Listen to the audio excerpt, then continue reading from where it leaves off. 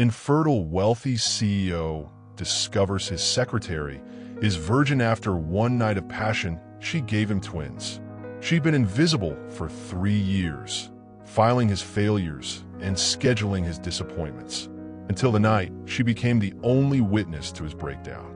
Have you ever worked for someone who never truly saw you until they needed you most? Hi viewers, kindly tell us where you're watching from and what time it is. Warm welcome to the family. Enjoy the story.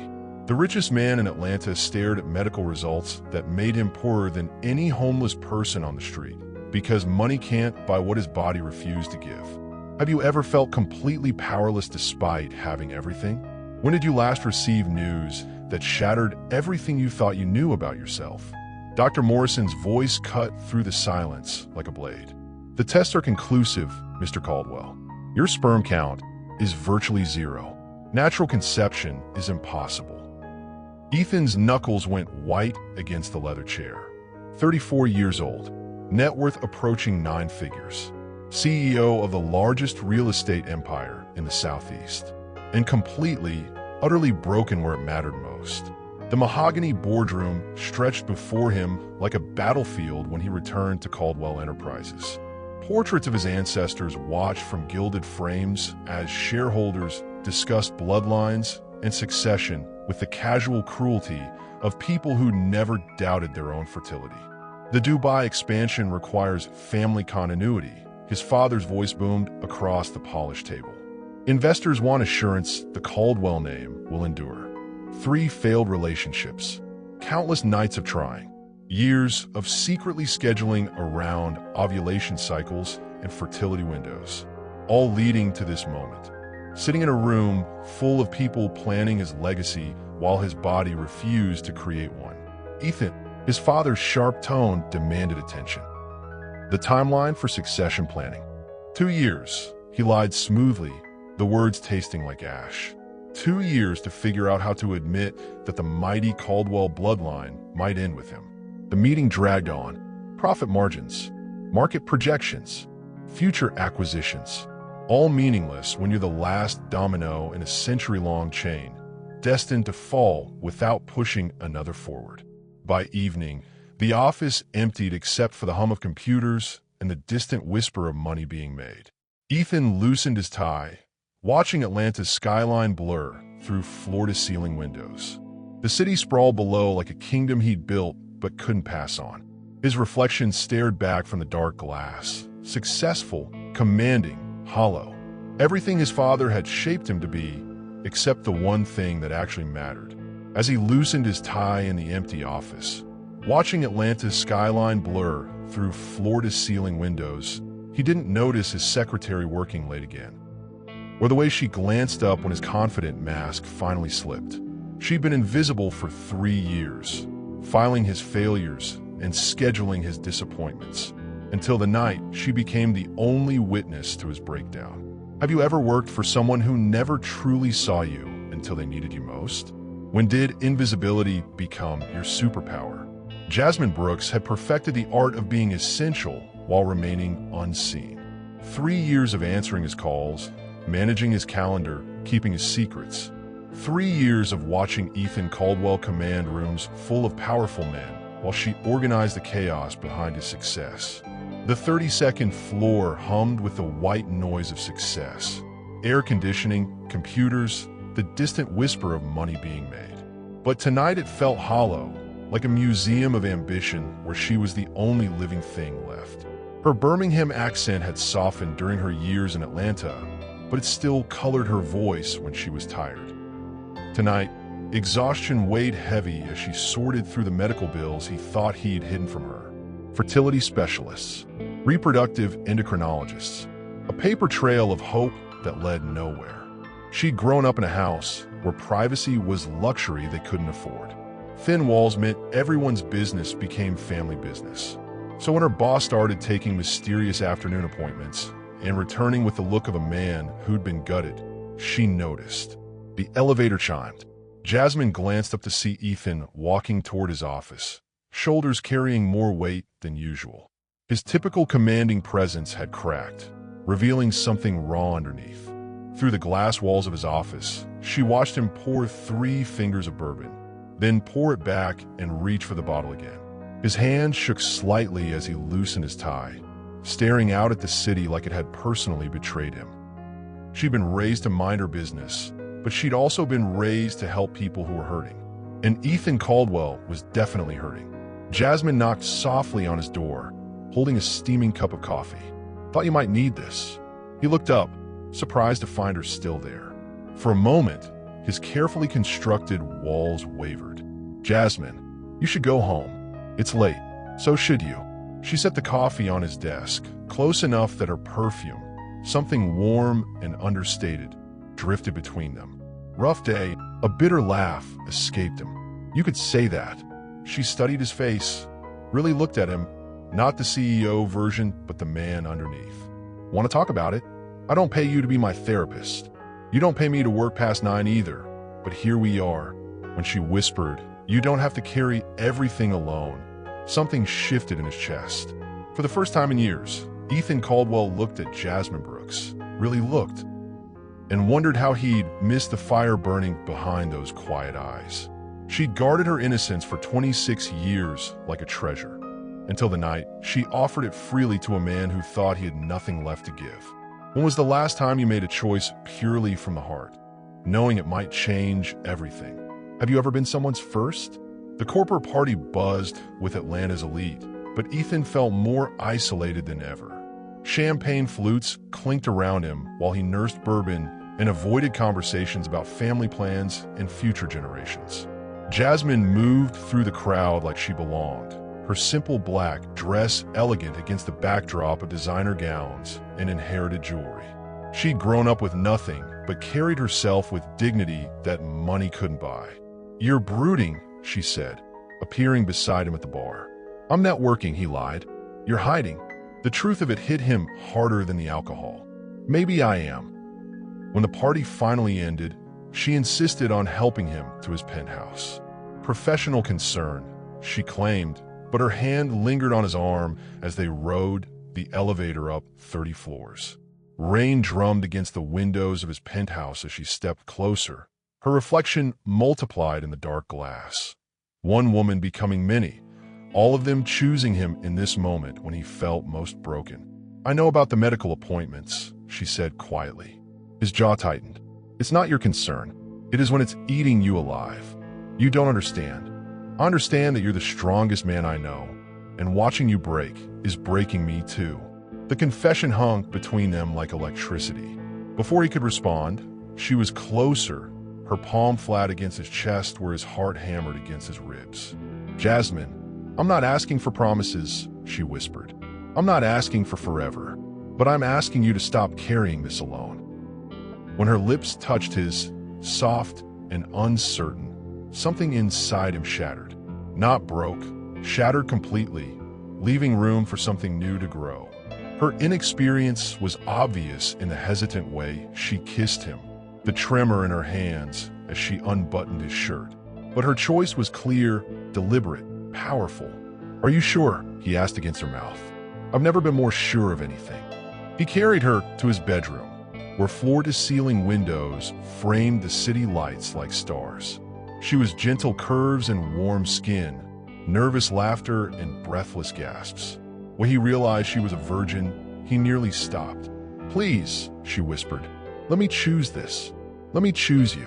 So he did, slowly, carefully, worshipfully, taking her innocence like the gift it was, giving her tenderness in return.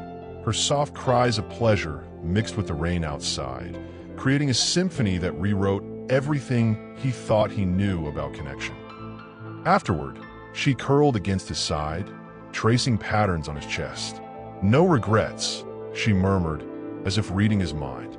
But when morning painted the city gold, reality crashed back. The impossible situation, the power dynamic, the professional complications. As dawn painted the city gold, she slipped from his bed like a secret. 3 weeks later, staring at 2 pink lines on a pregnancy test, Jasmine realized some secrets refused to stay buried. The word impossible had ruled his life for years, until the day his secretary proved that miracles don't follow medical textbooks. How do you tell someone news that will change both your lives forever? Have you ever carried a secret that felt too big for your body? The pregnancy test sat on Jasmine's bathroom counter like a live grenade. 2 pink lines, clear as daylight, impossible as flying. She'd taken 3 more tests. Same result. Called the doctor's office. Scheduled an appointment. Sat in the waiting room, surrounded by couples holding hands and discussing baby names while she calculated how to destroy 2 lives with 7 simple words. I'm pregnant, and the baby is yours. Back at the office, Ethan had retreated into his professional shell. Polite, distant, treating their night together like a temporary lapse in judgment that professional courtesy would erase. Good morning, Mr. Caldwell, she said, delivering his coffee with steady hands despite the chaos in her chest. Morning, Jasmine. The Morrison files? On your desk. 3 weeks of this. 3 weeks of pretending her world hadn't shifted on its axis, while he pretended nothing had happened at all. She typed her resignation letter 17 times. Each version sounded more pathetic than the last. How do you explain leaving without explaining why? How do you quit the best job you've ever had because you made one beautiful, impossible mistake? The doctor's appointment confirmed what she already knew. 8 weeks along. Healthy. Due in February. The ultrasound tech had smiled when she mentioned twins ran in her family, making a joke about hoping for one miracle at a time. If only she knew. Jasmine sat in her car in the hospital parking garage, staring at the ultrasound photos. 2 tiny heartbeats. 2 impossible lives growing inside her. 2 miracles that medical science said couldn't exist. She couldn't keep this secret, but telling him meant admitting she'd fallen for a man who saw their night as a mistake. It meant watching him question her motives, her integrity, her honesty about everything. But these babies deserved better than a mother too scared to fight for them. His corner office suddenly felt smaller when she walked in, the walls pressing closer as words hung between them like smoke from a fired gun. Pregnant wasn't just a word, it was a revolution. Mr. Caldwell, I need to speak with you. Privately. He glanced up from his computer, reading something in her expression that made him close the laptop. Of course. Seat. She remained standing. If she sat down, she might lose her nerve. I'm pregnant. The words hit the air between them like a physical force. His face went completely blank, not angry, not shocked, just empty. I see. His voice was carefully controlled. And the father? You. Silence stretched between them, filled with the hum of air conditioning and the distant sounds of Atlanta traffic 32 floors below. That's impossible. I know. Jasmine, I am stated. Completely infertile. The doctors were very clear. I know what the doctors said. She reached into her purse, pulled out the ultrasound photos, and placed them on his desk. But apparently your body didn't get the memo. When she placed the ultrasound image on his desk, 2 tiny heartbeats visible in black and white. Ethan's hand trembled as he reached for his phone. The fertility specialist had some explaining to do. Science said it was impossible. Family said it was scandalous. But the growing life in her belly said sometimes the universe writes its own rules. Have you ever felt caught between 2 worlds that both claim to know what's best for you? When did family expectations clash with your heart? Dr. Morrison's office felt smaller the second time around, cramped with tension and disbelief. Ethan sat rigid in the leather chair, while Jasmine perched on the examination table. Ultrasound gel still drying on her stomach. The pregnancy is definitely yours, Dr. Morrison said, consulting his charts. DNA markers confirm paternity. But I'll be honest, Mr. Caldwell, this challenges everything we know about your condition. Challenges? Ethan's voice was deadly quiet. Doctor, you told me natural conception was impossible.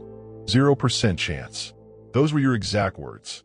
And based on your previous tests, that assessment was accurate. But human reproduction isn't always predictable. Extreme emotional or physical stress can sometimes trigger temporary changes in hormone production. It's rare but documented. Jasmine watched emotions play across Ethan's face: confusion, hope, fear, anger. So, I was never really sterile? You were functionally sterile during our testing period. But clearly something changed.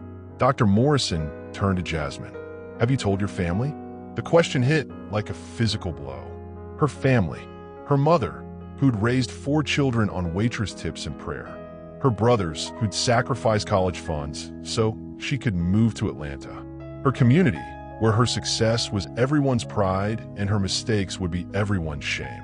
"Not yet," she whispered. The drive to Birmingham felt longer than usual. Ethan had insisted on coming, partly for support, partly because his family would hear about the pregnancy soon enough, and he preferred delivering news to having it delivered for him. The Caldwell family mansion loomed over Buckhead like a monument to judgment, its columned facade hiding generations of secrets that made his current scandal seem almost quaint. But first, her family. Her mother's house in Birmingham looked smaller than she remembered. The chain-link fence and patchy lawn, a sharp contrast to Ethan's world of manicure perfection. "You sure about this?" he asked as they sat in his Mercedes, drawing stares from neighbors. "No, but we're doing it anyway." Her mother, Viola, answered the door in her work uniform. She'd picked up a double shift at the diner to help pay for Jasmine's brother's textbooks. Her eyes went wide, seeing Ethan, then narrowed as she processed what his presence might mean. "Mama, we need to talk." The living room filled with family within minutes. News traveled fast in the Brooks household. Her brothers, Marcus and Devin, flanked the couch like sentries. Her youngest sister, Keisha, home from community college, sat cross-legged on the carpet. "I'm pregnant," Jasmine said without preamble. Silence. Then eruption. "Who's the daddy?" Marcus demanded, shooting daggers at Ethan. "Is it his?" Viola's voice was carefully controlled, but Jasmine heard the disappointment underneath. "Yes, Mama, it's his. And what's he planning to do about it?" Devin stood up, all 6'3" of protective older brother energy. Ethan, to his credit, didn't flinch. "I'm planning to take care of both Jasmine and the baby." "Babies, actually. She's carrying twins." The room exploded again. Twins. Impossible babies. A white CEO and their Jasmine, whose scholarships and determination had lifted her out of poverty only to land her in a scandal that would follow her forever. "You sleeping with your boss now?" Keisha's question cut deepest because it came without judgment, just curiosity. "It's complicated," Jasmine said weakly. "No, it's not," Viola said firmly. "It's simple. You're having babies with a man who's not your husband. Everything else is just details." But when Ethan spoke, his voice was steady and sure. "Mrs. Brooks, I know this isn't ideal, but I care about your daughter. These babies were a surprise to both of us, but they're not unwanted. Care about her?" Marcus laughed bitterly. "Man, you don't even know her. She's been working for you 3 years, and this is the first time you've been in her neighborhood." The accusation hung heavy because it was true. Ethan knew Jasmine's efficiency, her professionalism, her dedication to her job. But he was only beginning to discover who she was beyond his office walls. "You're right," Ethan admitted, "but I'm learning, and I intend to keep learning." When they finally left Birmingham, both were exhausted by the weight of family expectations and complicated emotions. The drive back to Atlanta was quiet until Jasmine spoke. "Your family's going to be worse, aren't they?" Ethan's laugh was bitter. "My father's already planning damage control strategies. My mother's probably researching boarding schools in Switzerland. And my grandfather's likely updating his will."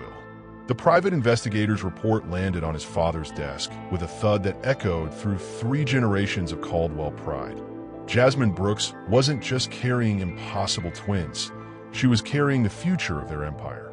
Power struggles aren't fought with fists and boardrooms. They're fought with whispers, leaked stories, and the kind of ammunition that destroys reputations before breakfast.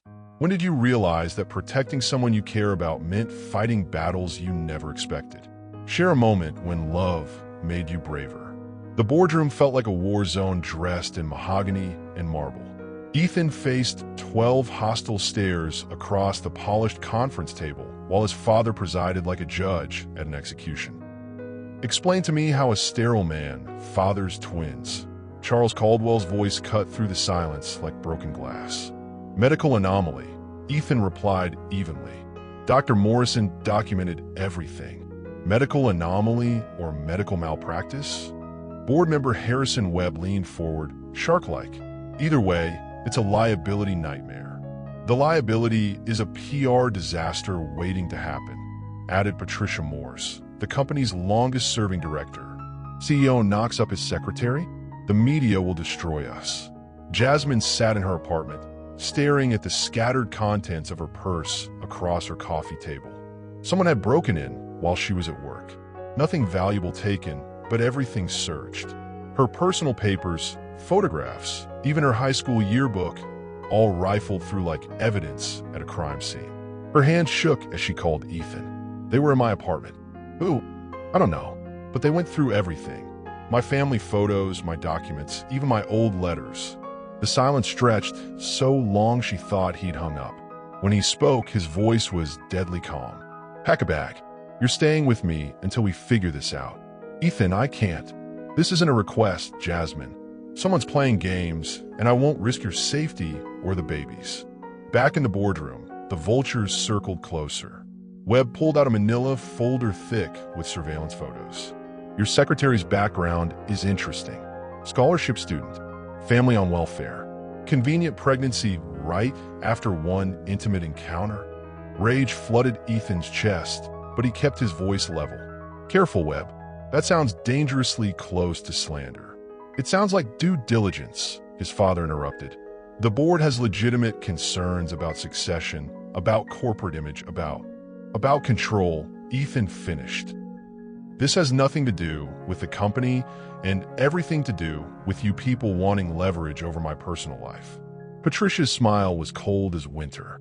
Personal choices have professional consequences, Ethan. Always have. The medical office smelled like hope mixed with antiseptic. Its beige walls witnessed to thousands of moments when lives change with the flip of a switch and the cold touch of gel on skin.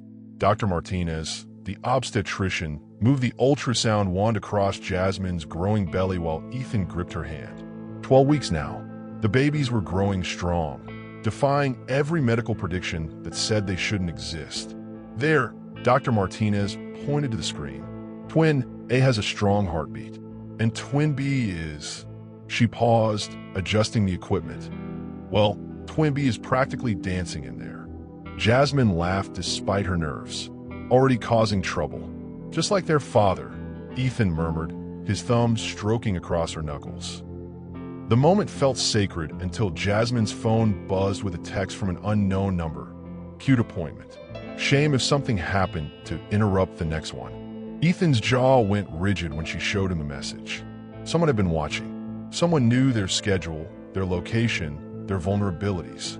That night in his penthouse, she curled against his side on the massive sofa, her head on his chest where she could hear his heartbeat steady and strong. I'm scared, she admitted. I know, but I won't let anyone hurt you or our children. When she looked up at him, eyes wide with trust he wasn't sure he deserved, something shifted in his chest. This wasn't just about duty or responsibility anymore. Somewhere between her courage and his protectiveness, between her strength and his vulnerability, he'd fallen completely, irrevocably in love. He kissed her forehead, her cheeks, finally her lips, soft and sweet and full of promises he intended to keep. Make love to me, she whispered against his mouth. So he did, slowly, carefully, worshipfully. Her body was changing, growing their children, and he treated every curve like the miracle it was. When she cried out his name, it sounded like prayer and celebration combined. The tabloid headlines screamed from newsstands across Atlanta. CEO's secret babies. Miracle or scandal? But the photo beneath it, Jasmine leaving the doctor's office, revealed someone had been watching them all along. Fame hit them like a hurricane, sudden, destructive, and impossible to hide from, turning their private miracle into public entertainment. Have you ever had your private life become public spectacle? How did you handle judgment from people who didn't know your story? The media circus started at dawn. News vans lined the street outside Ethan's building like vultures waiting for roadkill. Cameras with telephoto lenses pointed at his penthouse windows from rooftops across the street. Jasmine stood at the window, watching reporters set up camp below. They're not going away, are they? Not until we give them something else to chase. Ethan's voice was grim as he scrolled through his phone. Every major news outlet in Georgia was running the story. Some had gotten creative with headlines.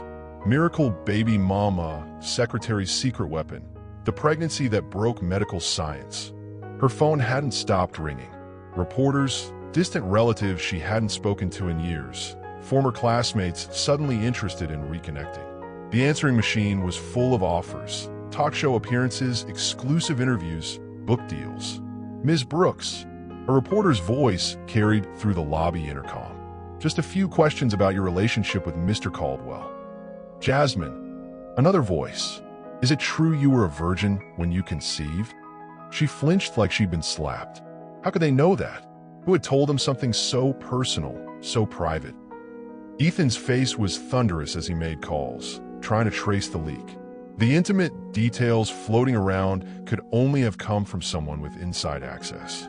Someone who knew about the medical appointments, the fertility issues, the timeline of their relationship. It was Webb, he said finally, hanging up from his third conversation with the company's legal team. The board hired a private investigator to dig into your background. They leaked everything. What? Leverage. They want me out, and you're their weapon. The irony was bitter.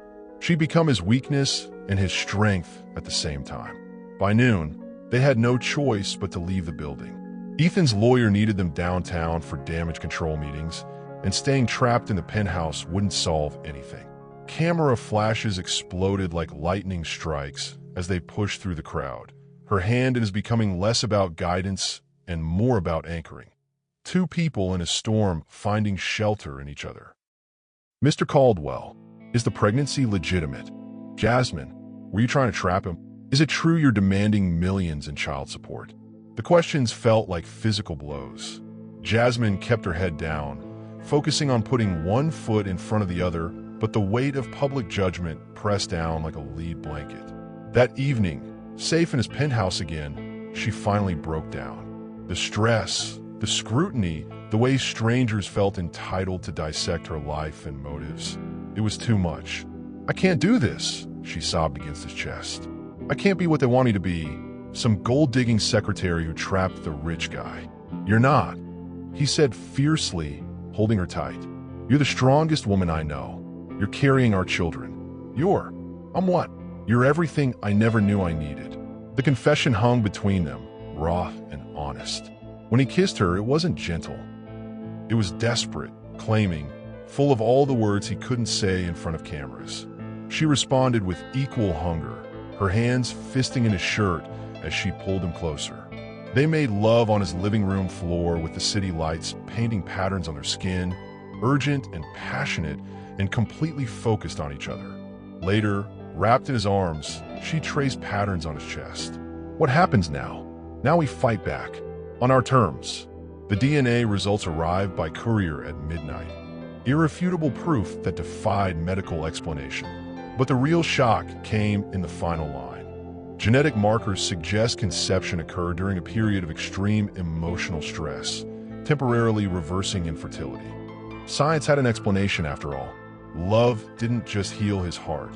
It rewrote his biology, proving that some miracles require nothing more than the courage to be vulnerable. Do you believe that love can literally change us physically? Have you experienced healing through emotional connection? Dr. Morrison's explanation felt like discovering a new law of physics.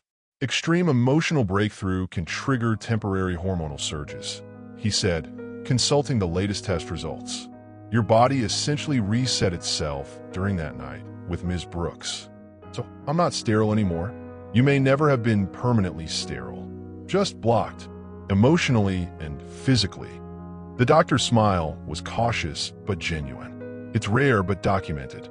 Love really can move mountains, Mr. Caldwell. Sometimes it moves biology too. Jasmine sat beside him, her hand resting on the small bump that was just becoming visible. 16 weeks now. The morning sickness had finally passed, replaced by an energy that made her glow from the inside out. The babies are healthy, Dr. Morrison continued. Growth is normal. Heartbeats are strong. Genetically, they're perfect. Perfect. The word echoed in Ethan's mind as they drove back to his penthouse. Perfect babies created by imperfect people in an impossible situation that somehow made perfect sense. The penthouse nursery took shape like a promise made manifest, soft yellows and greens replacing the cold chrome of his bachelor existence. Stuffed animals standing guard where corporate awards once reigned supreme. Jasmine stood in the doorway, watching him assemble a crib with more determination than skill. You know that peace goes the other way, right? He looked up, hair falling across his forehead, utterly domestic and completely adorable. I'm a CEO, not a carpenter. Good thing our babies will love you anyway. Our babies. The words hit him like a physical force every time she said them. Not his babies or her babies, but theirs together. A family built from a night of vulnerability and growing stronger every day. She crossed the room and kissed him, soft and sweet and full of contentment. When he deepened the kiss, she melted against him, all warm curves and maternal softness. I love you, he said against her mouth, the words coming easier now. I love you too. They made love surrounded by baby furniture and paint samples, taking their time, savoring each touch. Her body was changing, growing their children, and he worshipped every new curve like the miracle it was. Afterward, they lay tangled on the nursery floor, planning futures and picking names and dreaming about tiny hands and first steps. Boy and girl, she said suddenly. What? I can feel it. Twin A is a girl. Twin B is a boy. Her hand moved across her belly. She's going to be fierce like your mother. He's going to be stubborn like you. How can you tell? Mother's intuition. The next ultrasound proved her right. A girl and a boy, growing strong and healthy despite every medical prediction that said they shouldn't exist. As they painted the nursery together, laughing over mismatched brushstrokes, neither noticed the figure watching from the building across the street, someone who had very different plans for their happy ending. Success breeds enemies. Love breeds jealousy. But miracles breed the most dangerous predator of all, those who believe they deserve what you've been given. Have you ever faced someone from your past who couldn't accept your growth? When did rejection become your motivation? Marcus Reed had been watching from the shadows for months, documenting every doctor's appointment, every intimate moment, every crack in Ethan Caldwell's perfect facade. The private investigation he'd commissioned was supposed to destroy his rival's reputation. Instead, it had given him something better, leverage. The corporate world of Atlanta pulsed beneath them like a living organism, glass towers reflecting each other's ambitions, each window hiding someone plotting someone else's downfall. Reed Industries had been trying to acquire Caldwell Enterprises for 3 years. Every hostile takeover attempt had failed, blocked by Ethan's strategic brilliance and the board's grudging respect. But scandal was different. Scandal made boards nervous, and Marcus had a personal score to settle. 5 years ago, he'd met a quiet secretary at an industry conference in Birmingham. Jasmine Brooks had been beautiful, intelligent, ambitious, and completely unimpressed by his wealth and charm. She'd turned down his dinner invitation with polite disinterest, choosing instead to focus on her career goals. He dismissed her then as a small-town girl with big dreams and no practical understanding of how the world worked. Watching her now, glowing with pregnancy and confidence, living in Ethan's penthouse like she belonged there, made his jaw clench with old rejection and fresh rage. "Sir," his assistant knocked on his office door. The photographer got the shots he wanted. The photos spread across his desk like evidence at a trial. Jasmine and Ethan at the doctor's office. Jasmine and Ethan grocery shopping like a normal couple. Jasmine and Ethan painting a nursery with matching smiles and paint-stained shirts. Every image showed what Marcus had been denied. Her genuine affection, her trust, her love freely given to a man who'd barely noticed her existence until she was carrying his impossible children. "Send these to Channel 7, he instructed. "Make sure they understand the timeline. Secretary gets pregnant after one encounter. Rich CO suddenly believes in miracles. Let them draw their own conclusions." But photos weren't enough. Marcus wanted complete destruction. He picked up his phone and dialed a number from memory. "It's Reed. I need you to access some medical records. That's illegal, Marcus. So is fraud.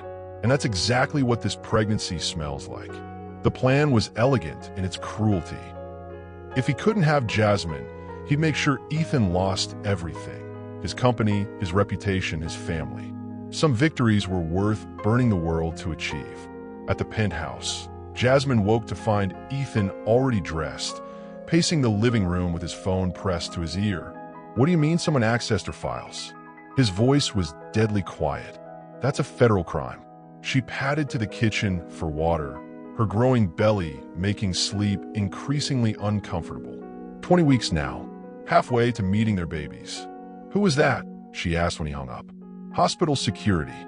Someone hacked into your medical records last night. Fear shot through her like ice water. What did they take? Everything. Test results, appointment notes, ultrasound images.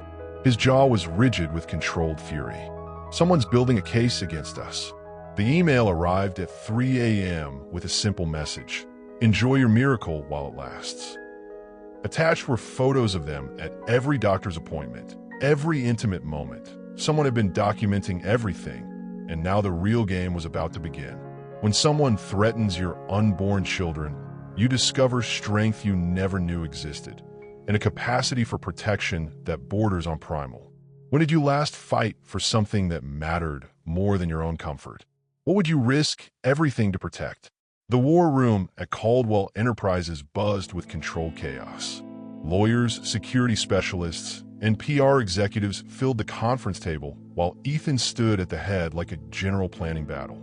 Marcus Reed, he announced, sliding a photograph across the polished surface. Former colleague, current competitor, and apparently our stalker. His head of security, a former FBI agent named Torres, opened a thick file. We traced the hack back to his company's IT department. The photography surveillance started 3 months ago. He's been building this campaign systematically. Jasmine sat quietly in the corner, her hands resting on a rounded belly where their babies kicked and rolled, oblivious to the storm raging around them. She'd insisted on being present despite Ethan's protests. These were her children too, her reputation being shredded in the press. "What's his endgame?" asked Rebecca Chun, their lead attorney. "Hostile takeover," Ethan replied grimly. "Destroy my credibility, panic the board, force a sale."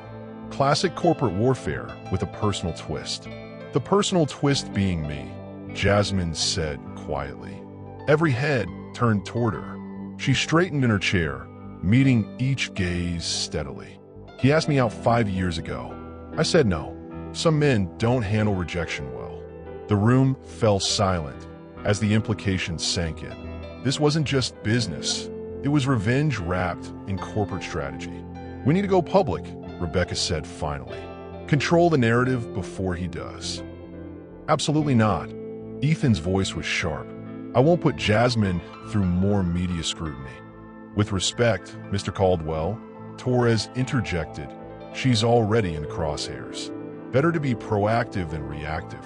The board meeting felt like a gladiator arena dressed in mahogany and marble, where corporate warriors wielded spreadsheets instead of swords and reputations died messier deaths than bodies.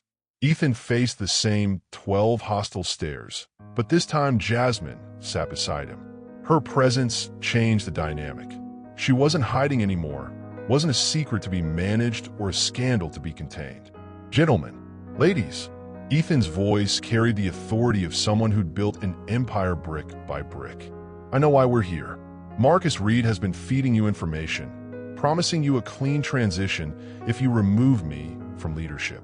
Murmurs around the table, uncomfortable shifting in expensive chairs. "What Mr. Reed hasn't told you," Jasmine said, rising gracefully despite her pregnancy, "is that his information was obtained through criminal activity. Hospital records were hacked. Medical files were stolen. Privacy laws were broken." Webb leaned forward, shark-like. "That doesn't change the fundamental issue." "The fundamental issue," she interrupted, "is that you're allowing personal bias to cloud business judgment. My pregnancy doesn't affect quarterly earnings. My relationship with Ethan doesn't impact market share. But your reaction to both might." Patricia Morse's smile was cold. You're suggesting we ignore the obvious complications. I'm suggesting you focus on results instead of gossip. Jasmine's voice was steady, strong. Under Ethan's leadership, this company has tripled in value. Profits are up 40% this year. You want to throw that away because you don't like his personal choices? Charles Caldwell, who'd been silent throughout the meeting, finally spoke. The board will take your comments under advisement. But Ethan saw something different in his father's eyes. A grudging respect for the woman who'd just defended his son with more passion than he'd shown in years. That night, they celebrated the board's decision to maintain Ethan's leadership with champagne for him and sparkling cider for her. The penthouse felt like a fortress now, secure and private and theirs. "You were magnificent today," he said, pulling her into his arms. "I was terrified," she admitted, "but nobody threatens our babies and gets away with it." He kissed her then, deep and claiming and full of admiration. When she moaned softly against his mouth, he swept her up and carried her to their bedroom. Their lovemaking that night was different, fierce, possessive, celebrating their victory and their bond. She took control, showing him exactly what she wanted, how she wanted it. Her confidence had grown along with her body, and watching her claim her pleasure was the most erotic thing he'd ever experienced. Victory felt sweet as the board voted to maintain Ethan's leadership, but the celebration died when hospital security called. Someone had attempted to access Jasmine's medical records, and the babies' lives might be in more danger than they'd realized. Some threats come with guns and demands. Others come wearing scrubs and carrying syringes, making danger look like care. When did fear teach you what really mattered? Have you ever realized you'd found home in another person during crisis? The hospital room hummed with machines monitoring 2 heartbeats that had become his entire world, while outside the window Atlanta sparkled with lights that seemed suddenly insignificant compared to the rise and fall of her chest. Jasmine had collapsed at 24 weeks. Sharp pains, spotting, terror that their miracle babies might not make it after all. The ambulance ride felt like the longest 20 minutes of Ethan's life. Preterm labor, door. Martinez explained, adjusting 4 lines with practiced efficiency. "We've stopped the contractions for now, but she needs complete bed rest." "What caused it?" Ethan gripped Jasmine's hand like an anchor. "Stress. The body can only handle so much pressure before it starts shutting down non-essential functions." Non-essential. His voice was sharp with fear and fury. From a survival standpoint, pregnancy becomes secondary when the mother's fight-or-flight response is constantly activated. Dr. Martinez's expression was grim. She's been living in crisis mode for weeks. Her body is trying to protect her. Torres, the security chief, appeared in the doorway with news that made everything worse. "We found something in her 4 bag from the first hospital visit 3 days ago." "What kind of something?" "Traces of a mild sedative. Nothing that would hurt the babies directly, but enough to cause contractions if administered consistently." The room went dead silent, except for the steady beep of heart monitors. Someone hadn't just been watching them. Someone had been actively sabotaging Jasmine's medical care. "Marcus," Ethan said, the name like poison on his tongue. "We can't prove it yet," Torres admitted, but the timing matches his access to her medical schedule. Jasmine stirred, her eyes fluttering open. "Ethan, I'm here, baby. I'm right here." She tried to sit up, wincing at the 4 needles and monitoring cables. "The babies, they're fine. Strong heartbeats. But you need to rest." "I can't rest knowing someone's trying to hurt us." Her voice was weak but determined, and something in his chest cracked open. This woman, carrying his children, fighting for their future, refusing to back down even when her own body was rebelling. This woman was everything he'd never dared to hope for. "I love you," he said, the words coming easier now. "I love you so much it scares me. I love you too." Her smile was tired but real. "Even when you're being overprotective. Especially when I'm being overprotective." That night, he stayed in the uncomfortable hospital chair, watching her sleep and listening to the steady rhythm of their baby's heartbeats through the monitor. Every few hours, a nurse would check her vitals, and each time Ethan studied their face, wondering if this was the person Marcus had paid to poison his family. Trust became a luxury they couldn't afford. When she woke around midnight, reaching for him in the darkness, he was there immediately. "Make love to me," she whispered. "Jasmine, you're in the hospital. I need to feel alive. I need to feel us." So he did, carefully, gently, with one ear always listening for footsteps in the hallway. His touch was reverent, worshipful, desperate with the knowledge of how close he'd come to losing everything that mattered. Her soft gasps mixed with the steady beep of monitors, creating a soundtrack of life and love and determination to survive whatever came next. "We're going to be okay," she breathed against his neck as he moved inside her with careful, shallow strokes designed not to disturb the medical equipment. "Promise me." "I promise." As she recovered, sleeping peacefully with their baby safe inside her, Ethan made a call that would change everything. "I want Marcus Reed investigated for attempted murder, and I want it done quietly. Some wars are fought in shadows, but this one would end in the light. Justice doesn't always wear a robe and carry a gavel. Sometimes it arrives in manila envelopes filled with evidence that destroys empires built on lies." When did you last see justice triumph over power? Have you ever been vindicated after being wrongly judged? The evidence was overwhelming. Hospital security footage showing Marcus Reed entering through service entrances. Financial records linking him to the hacker who'd stolen Jasmine's medical files. Phone records connecting him to a network of private investigators and corporate spies. But the smoking gun came from an unexpected source. Reed's own assistant, a young woman named Sarah Chun who'd finally gotten tired of covering up her boss's increasingly desperate schemes. She'd been recording conversations for weeks, building her own insurance policy against a man she'd realized was completely unhinged. He said he'd rather see them lose the babies than watch them be happy, Sarah testified to the FBI agents gathered in Ethan's conference room. When a medical sabotage didn't work fast enough, he started talking about more direct action. Direct action. The phrase sent ice through Ethan's veins. "What kind of direct action?" Agent Morrison asked. "Staged accident. Make it look random." He'd already hired someone to follow their routes, learn their patterns. Jasmine, now stable at 28 weeks, but still on modified bed rest, gripped Ethan's hand until her knuckles went white. They'd been driving those same routes every day, to doctor appointments, to the office, to her mother's house in Birmingham. Any one of those trips could have been their last. "We have enough to arrest him," Agent Morrison continued. "Corporate espionage, medical tampering, conspiracy to commit murder. He's looking at 25 to life." The arrest happened at Reed Industries headquarters during a board meeting. FBI agents walked into the gleaming conference room where Marcus had been explaining his latest acquisition strategy. The same room where he'd planned Ethan's destruction. News crews captured every moment. Marcus Reed in handcuffs, shouting about corporate conspiracies and false accusations.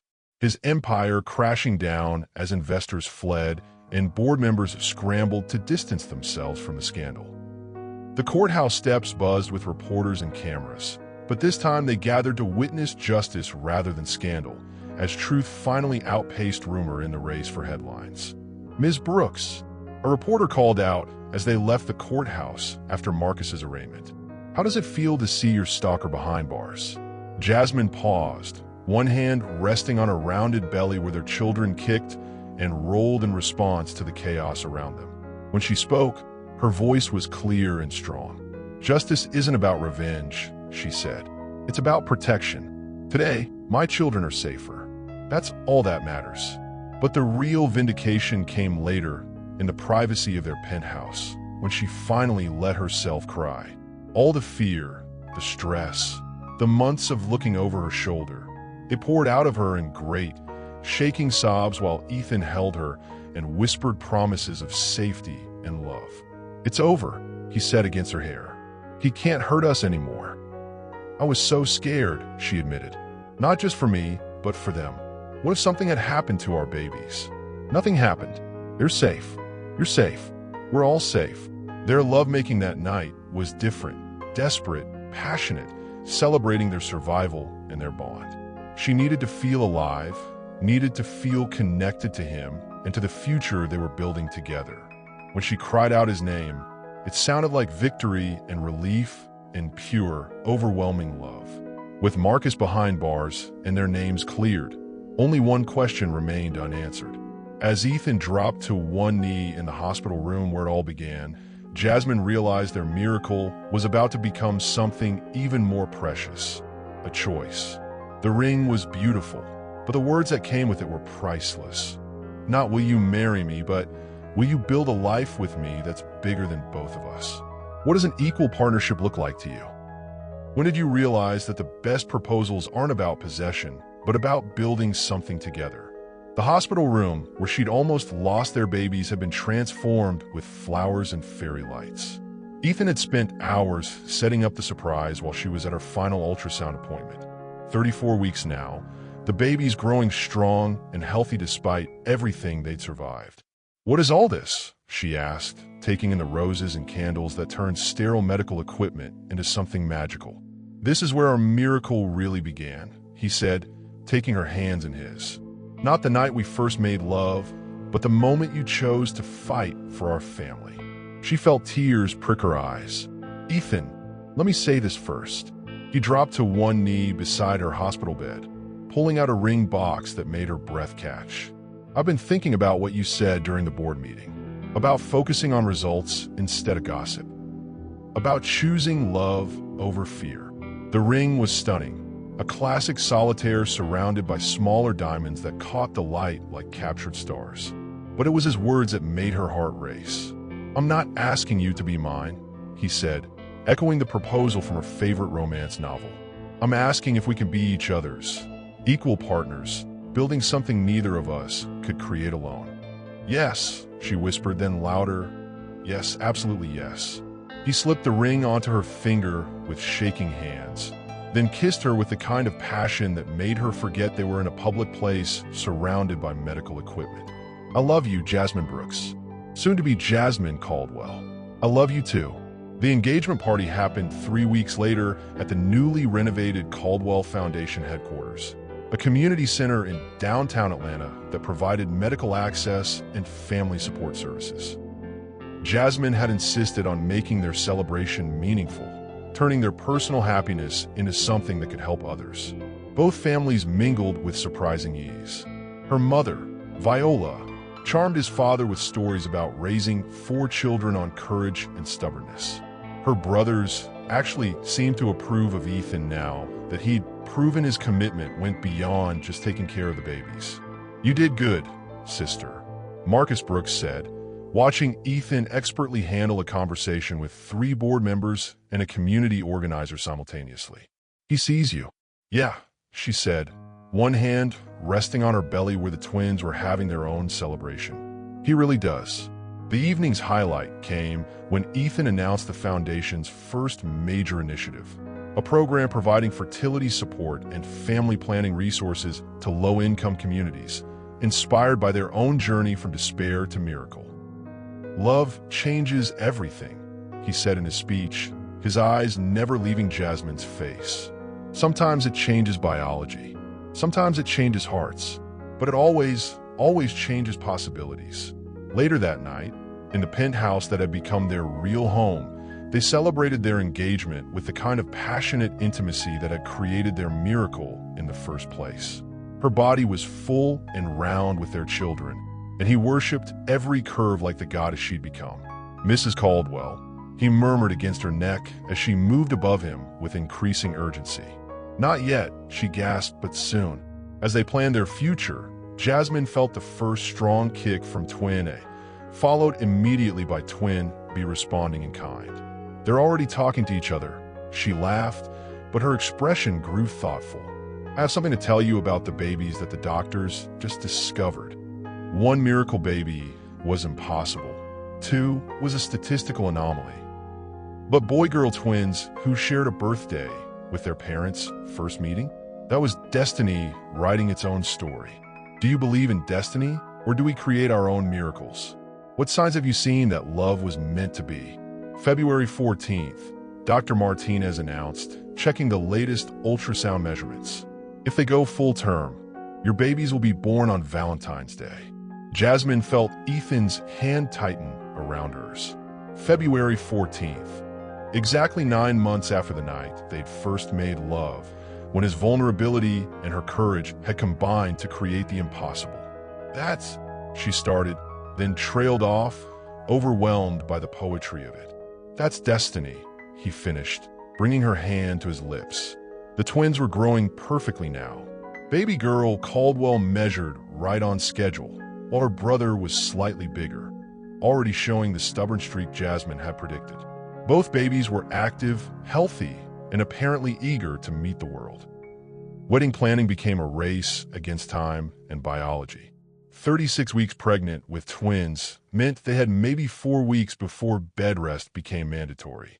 4 weeks to plan the celebration that would make their miracle official. Small ceremony, Jasmine insisted as they met with the wedding planner.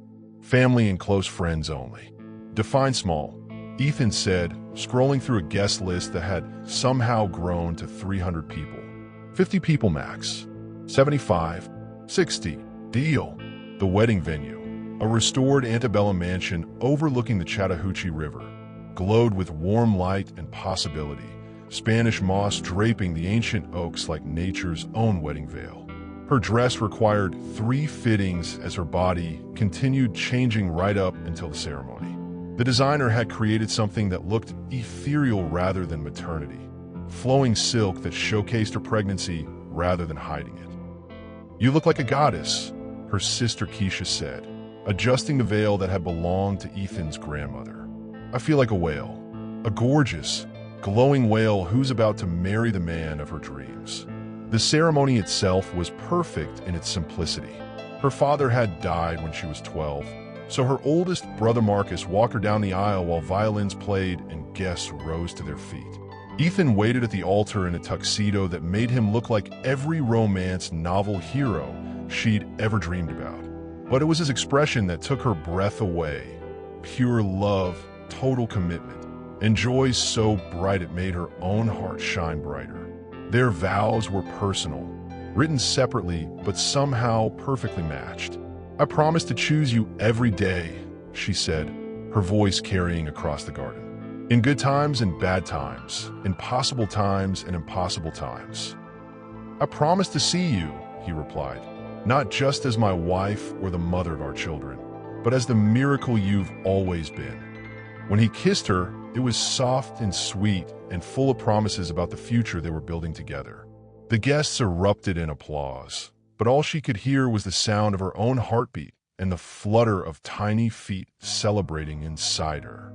The reception was magical, dancing under the stars with her husband, while their children kicked and rolled in response to the music.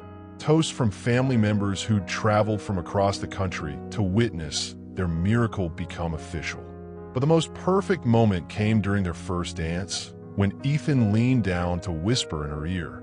"I felt them kick during the ceremony. They like the attention. They like knowing their parents are crazy about each other." As she walked down the aisle, radiant in silk and laced with their children moving inside her, Jasmine caught sight of someone unexpected in the crowd, a face from her past in Birmingham who would add one final twist to their story. 5 years ago, she was a secretary who guarded her heart like a secret. Today, she was a CEO's wife who'd learned that the biggest miracle isn't what love gives you, but what it makes you brave enough to become. So what impossible dream are you ready to make possible with love? What miracle is waiting for you to stop believing in limitations and start believing in yourself? The twins arrived on February 15th, one day late but worth the wait. Emma Grace Caldwell entered the world at 2:17 a.m., screaming her displeasure at being evicted from her cozy home. Her brother, James Ethan Caldwell, followed 12 minutes later with a quieter entrance that already hinted at his more thoughtful nature. "She's going to be trouble." Jasmine laughed through exhausted tears as Emma gripped her finger with surprising strength. "He's going to be the peacemaker," Ethan said, marveling at how perfectly James fit against his chest. The nursery walls glowed soft yellow in the morning light, twin cribs side by side like matching promises kept. While outside the window, Atlanta woke to possibilities that seemed as endless as the love that had defied medical science to create this moment. 5 years later, the impossible had become everyday magic. Emma, true to prediction, was fierce and fearless, climbing everything, questioning authority, leading her quieter brother into adventures that gave their parents gray hair and endless laughter. James was thoughtful and gentle, the diplomat who negotiated truces between his sister and the world. The Caldwell Foundation had grown beyond anyone's expectations, providing medical access and family support to thousands of families across the Southeast. Jasmine ran the day-to-day operations with the same efficiency she'd once brought to scheduling Ethan's meetings, while he focused on expansion and funding. Their love story had become legend in Atlanta's social circles. The sterile CEO and the virgin secretary whose impossible pregnancy had rewritten medical textbooks. But for them, the miracle wasn't the science-defying conception. It was the choice they made every day to build something beautiful together. "Mommy, tell us the story," Emma demanded from her perch between her parents on the porch swing of their Buckhead home. "Which story, baby?" "The one about how we got here." Jasmine looked at Ethan, sharing the kind of wordless communication that married couples develop over years of partnership. How do you explain to 5-year-olds that they exist because their father's heart cracked open just wide enough to let love rewrite his biology? "Once upon a time," she began, "there was a man who thought he was broken. That's Daddy," James said solemnly. "And there was a woman who thought she wasn't worth seeing. That's you, Mommy."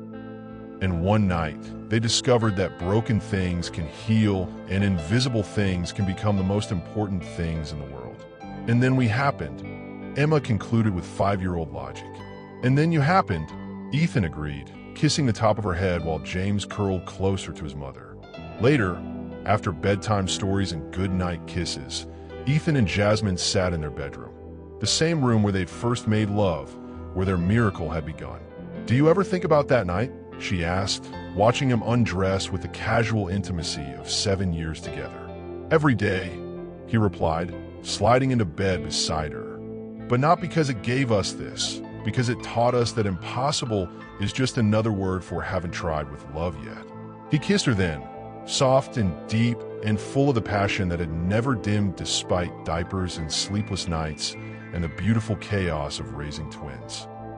When she responded with equal hunger, pulling him closer, they made love with the same desperate tenderness that had created their family. Older now, more settled, but still completely amazed by what they'd built together. "I love you, Mrs. Caldwell," he whispered against her neck as she moved beneath him. "I love you too, Mr. Caldwell. Always." Through the baby monitor, they could hear Emma telling James elaborate bedtime stories about princesses and dragons, while he listened with the patient attention that would serve him well in life.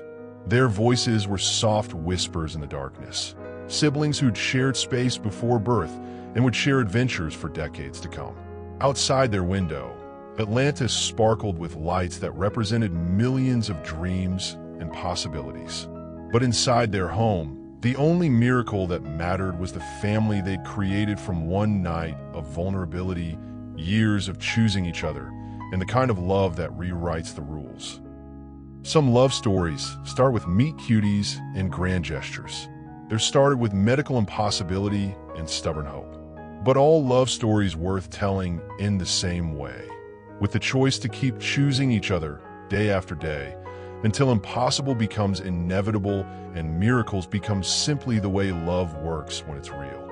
If this story reminded you that love really can move mountains, and sometimes even rewrite DNA, hit that like button. Subscribe for more stories about ordinary people creating extraordinary miracles. Tell me in the comments what impossible dream you're ready to chase. And remember, the only difference between impossible and inevitable is the courage to begin.